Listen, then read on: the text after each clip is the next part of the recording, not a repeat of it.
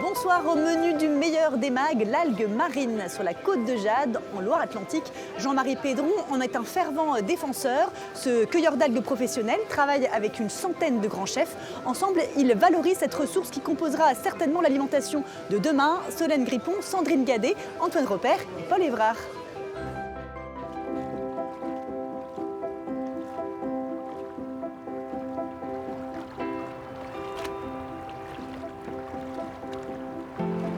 On ne cueille que ce qui est nécessaire. On pratique la rotation des zones de récolte. Et puis de toute façon, on a privilégié dès le départ la qualité au volume, de sorte à ne faire peser sur la ressource qu'une pression finalement assez légère. Depuis 10 ans, il ne manque pas une grande marée. La cartographie des rochers en tête, ils savent exactement où dénicher la douzaine d'algues bonnes à prélever pour être dégustées.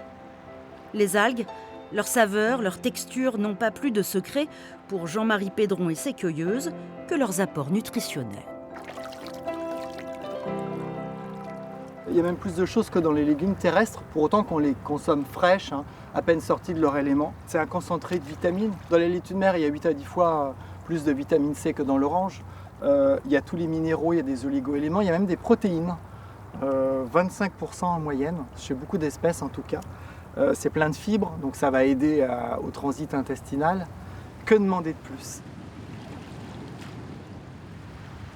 À quelques encablures de l'océan, installés sur l'ancienne saline familiale, voici les jardins de la mer de Jean-Marie.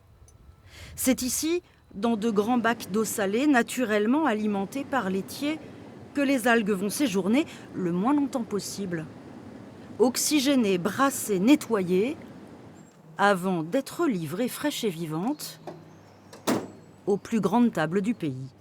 À l'instar du Castel Marie-Louise, où le chef étoilé Jérémy Coirier a fait de l'algue l'un des ingrédients phares de ses plats. Salut Jean-Marie, comment ça va? La forme? Oui, très bien, comme d'habitude. Bon, qu'est-ce que tu nous ramènes de beau cette semaine là? La laitue se développe bien en ce moment, le spaghetti, t'as raison, c'est maintenant qu'il faut en profiter. Ouais.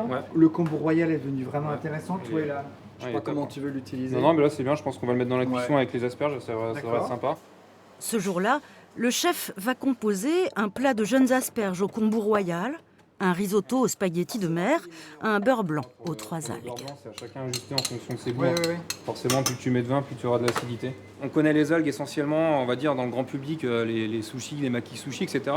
Mais il y a toute une diversité à faire et je pense qu'on n'a pas encore tout exploré.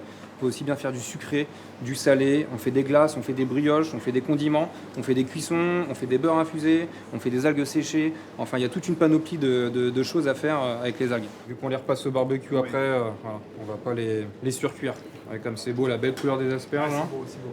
le kombu, super. Pour moi, c'est vraiment le produit qui représente l'océan. On est vraiment sur quelque chose de très pur, vous voyez, très frais,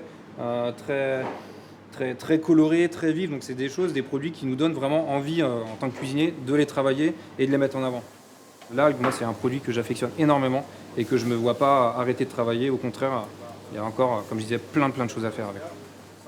Les deux hommes partagent la même éthique, le même amour de l'estran, la même envie surtout de faire connaître et de valoriser ces légumes de la mer. Il y a un vrai partenariat et il y a beaucoup d'affectifs. Parce que nous-mêmes, nous faisons en tant que cueilleurs un métier de passion. Et la cuisine, ça ne peut être qu'un métier de passion. Et donc ces passions s'entremêlent, se croisent, se partagent. Et on s'apporte les uns aux autres. Et on entretient notre propre motivation pour ce métier. Et le final, c'est toujours un happy end. C'est ce qu'on voit dans l'assiette, c'est beaucoup de plaisir. Gustatif, visuel.